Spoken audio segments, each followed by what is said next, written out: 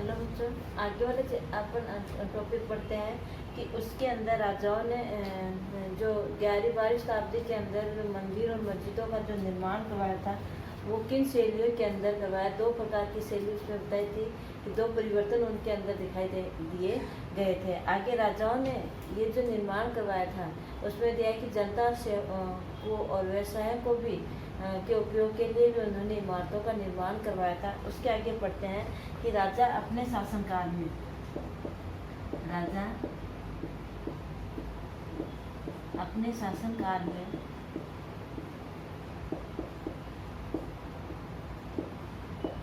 अधिक ख्याति प्राप्त करने के लिए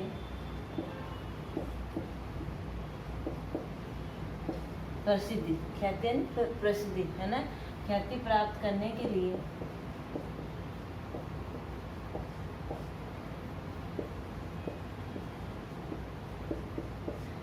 क्या करता था, विद्वान और धर्मनिष्ठ व्यक्तियों को आश्रय प्रदान करते थे। ठीक है ना, करने के लिए विद्वान एवं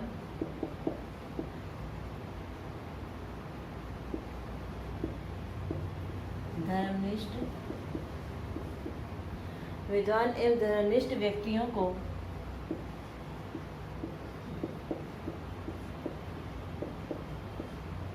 क्या आश्रय प्रदान करते थे।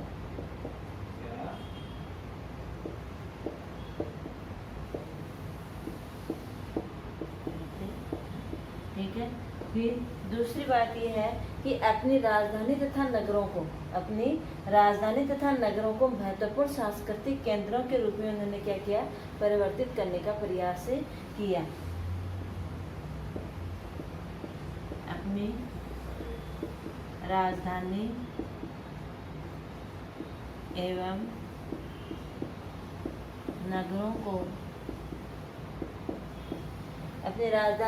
नगरों को महत्वपूर्ण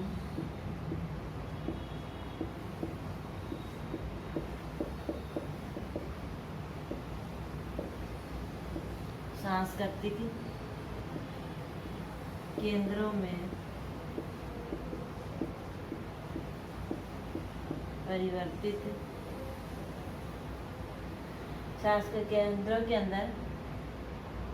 परिवर्तित करने का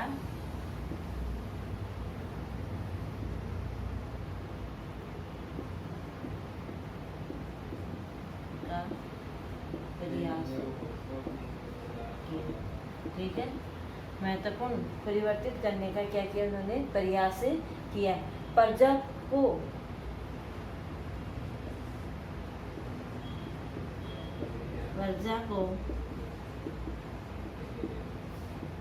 पानी के एक तरह से उसको क्या माना गया, बहुमूल्य।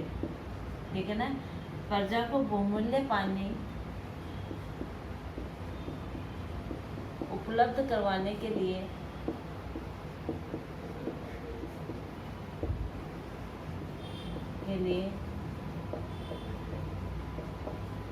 हौजों का निर्माण करवाया। ठीक है, हौजों का निर्माण करवाया। और आपकी बुक में एक उदाहरण दे रखा है कि सुल्तान इल्तुतमिश ने, ठीक है ना, क्या है उदाहरण, क्या दे रखा है, सुल्तान इल्तुतमिश ने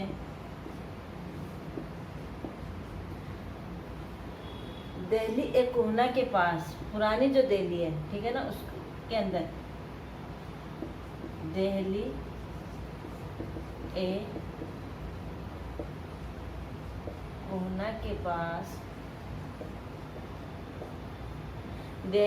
कोहना के पास एक तालाब का निर्माण करवाया था।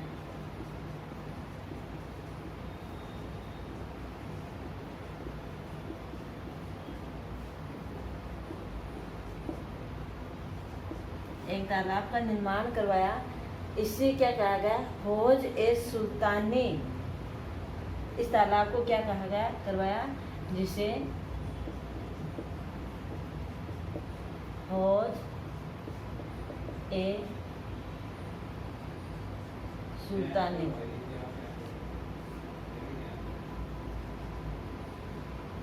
कहा गया, अर्थात जिसका अर्थ होता है हौज सुल्तानी राजा का तालाब।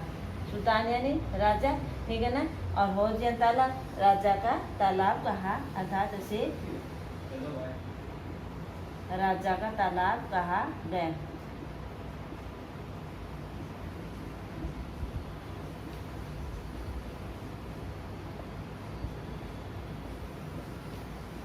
राजा का तालाब कहा गया, ठीक है। तो इस प्रकार से उन्होंने क्या किया, मंदिरों का निर्माण अपने शासनकाल में ख्याति प्राप्त करने के लिए विद्वान धर्मिष्ठ व्यक्तियों को आश्रय प्रदान करते थे। अपने राजा मंदिरों का निर्माण धन, शक्ति, धन संपदा और ईश्वर के प्रति निष्ठा को प्रदर्शन करने के लिए करते थे। निर्माण अपनी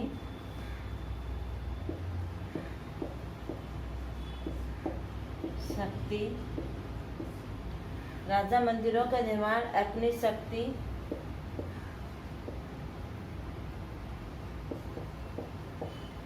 धन संपदा और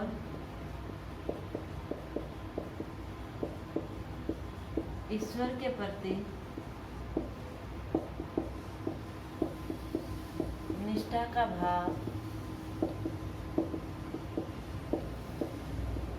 प्रदर्शित करने के लिए करते थे, ठीक है, प्रदर्शित करने के लिए करते थे। जब उन्होंने एक दूसरे के राज्य पर आक्रमण किया, जब उन्होंने उन राजाओं ने, ठीक है ना, उन्होंने अपने क्षेत्रों का विस्तार करने के लिए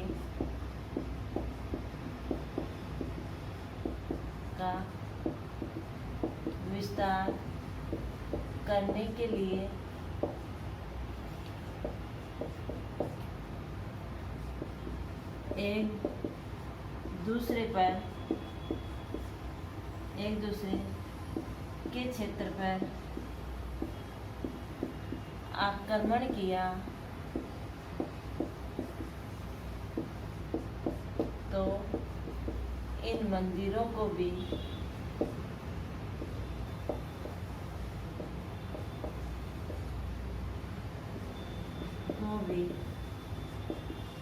नष्ट करके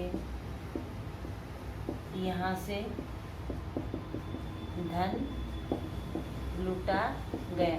और इस बात का उदाहरण अपन पढ़ते हैं कि सुल्तान के मोहम्मद गजनवी के द्वारा और गुजरात के सोमनाथ मंदिर को काफ़ी लूटा गया, वहाँ से प्राप्त धन से, और उसने अपने क्षेत्र में जाकर के और वहाँ पर अपने देश में जाकर के अपनी राजधानी का विकास करने के लिए उस धन का प्रयोग किया, खूब उस वहाँ पर जाकर के उसे खर्च किया।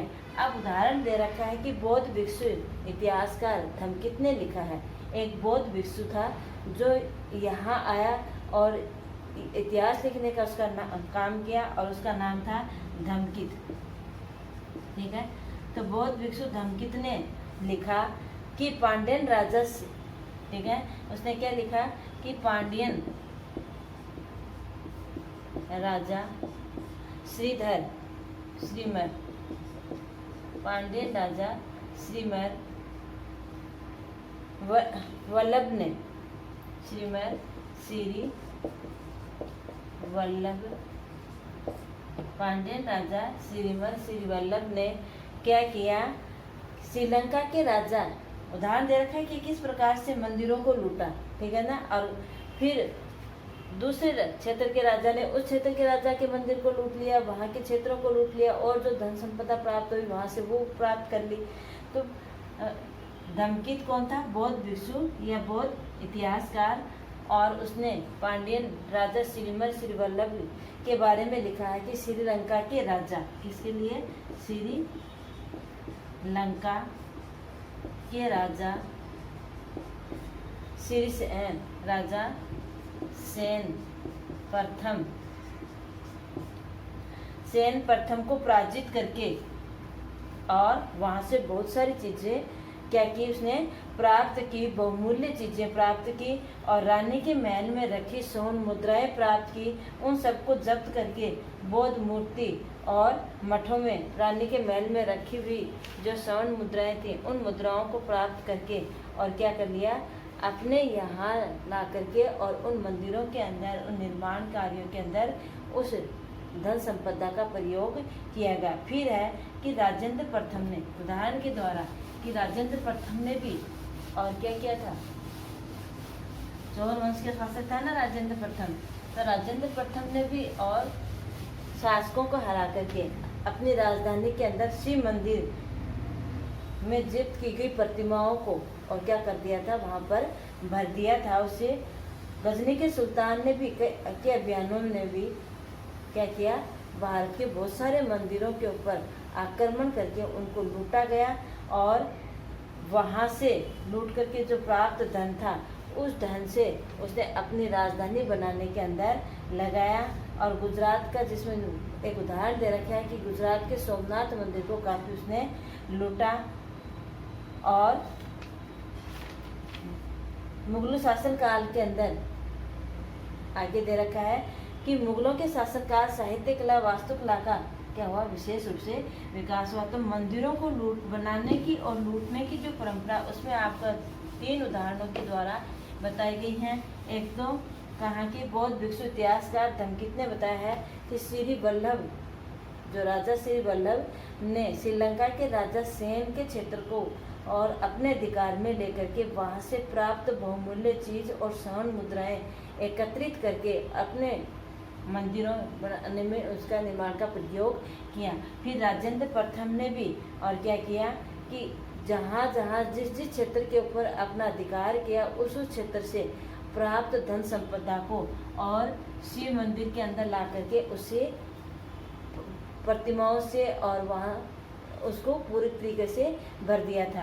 और फिर गजनी के सुल्तान का दे रखा है कि मोहम्मद गजनी जब भारत के अभियानों पे आया तो किस प्रकार से भारतीय मंदिरों को लूट करके और उस प्राप्त धन संपदा को वहाँ ले जा करके उसका प्रयोग किया। और इसके अंदर 16वां आक्रमण जो सबसे अधिक धन यहाँ से लेकर के गया था वो गुजरात के सोमनाथ मंदिर से लेकर के गया था। इसके पश्चात आता है कि मुगलों का जो शासनकाल था, उस मुगलों के शासनकाल के अंदर साहित्य, कला और वास्तुकला का क्या हुआ, बहुत विकास हुआ।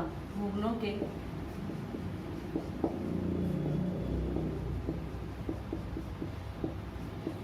शासनकाल में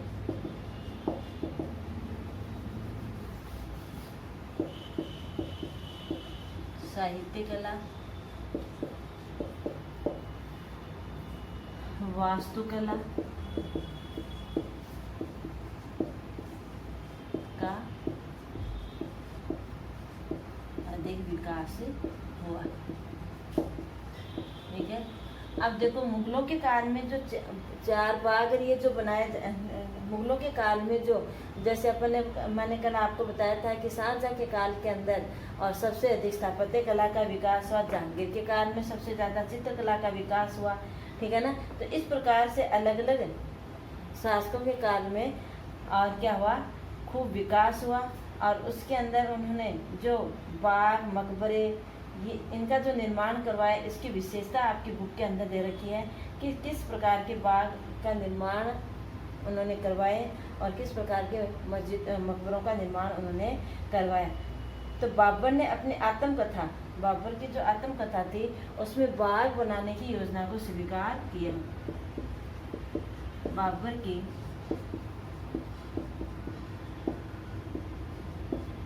आत्मकथा के अंदर क्या है, बाग बनाने की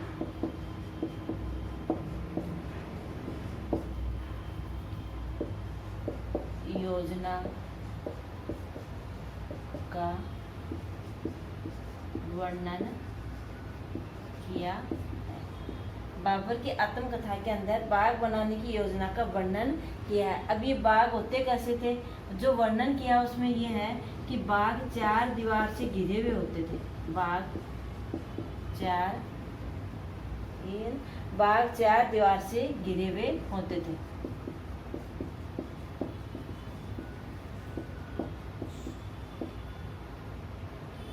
4 दीवार से घिरे होते थे, ठीक है। और ये कृत्रिम नहर बना करके भी और क्या की जाती थी, इनकी सिंचाई की जाती थी। भाग में विभाजित थे, ठीक है।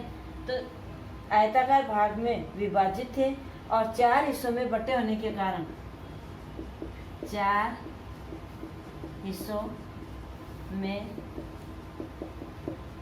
बटे होने के कारण इन्हें 4 भाग बटे होने के कारण 4 भाग के नाम से जानते थे या कहलाते थे। ये 4 भाग कहलाते थे। और 4 भाग बनाने की जो परंपरा शुरू हुई थी, ये 4 भाग इस प्रकार से, ठीक है ना।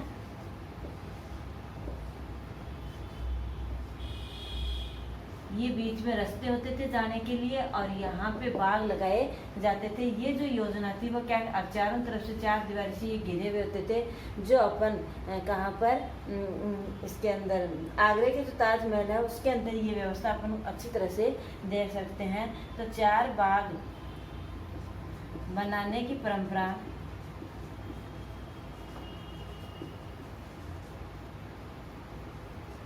अकबर के काल से शुरू हुई। 4 बाग बनाने की परंपरा अकबर के काल से शुरू हुई, ठीक है ना। अकबर के काल से क्या हुई, शुरू हुई, ठीक है। अकबर ने वास्तुकला के से जो मकबरे की, ठीक है ना, अकबर वास्तुकला तैमूर के मकबरे से, यानी अकबर के समय जो वास्तुकला हुई वो क्या है, तैमूर के काल में जो वास्तुकला चलती थी उसकी तर्ज के ऊपर और इनका निर्माण भारत में करवाया, ठीक है। तो जो बाग बनाए गए थे वो 4 बाग वो किसके काल में शुरू हुए, अकबर के शासन काल में शुरू हुए। अकबर के ने जो ये 4 बाग बनाने की जो परंपरा थी वो कहाँ, किससे, अपने तैमूर वंश से के काल से शुरू हुई परंपरा की तर्ज पर और भारत में इनका निर्माण किया, जो कहाँ दिखाई देती है, हुमायूं के मकबरे में दिखाई देती है। ये मकबरे में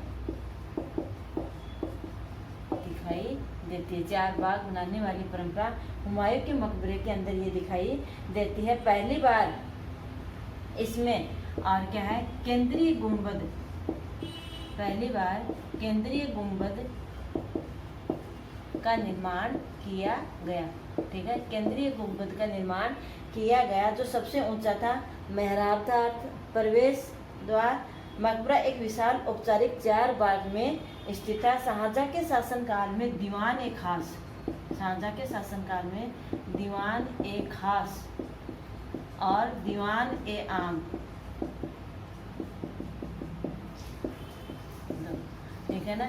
दीवान ए खास जहाँ राजा के व्यक्ति बैठ करके ही आपस में विचार विमर्श कर सकते थे, और दीवान ए आम होता था जहाँ राजा के सामने बैठ करके और पूरी प्रजा के लिए जो सभा होती थी उसे दीवान ए आम कहा जाता था।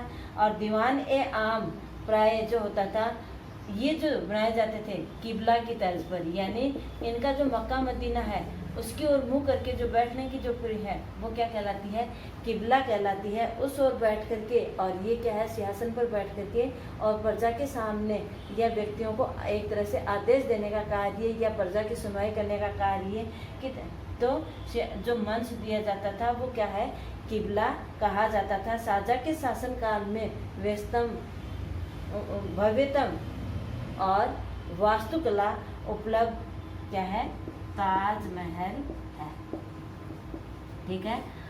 ताजमहल है जो सफ़ेद संगमरमर का क्या बना हुआ है, एक नदी के तट पर, यमुना नदी के तट पर मकबरा बना हुआ है।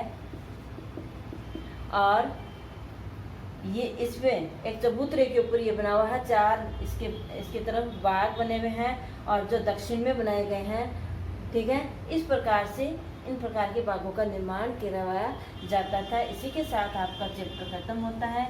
अगर आपको कहीं समझ में नहीं आया तो कमेंट बॉक्स में लिख करके फिर पूछ सकते हो। धन्यवाद।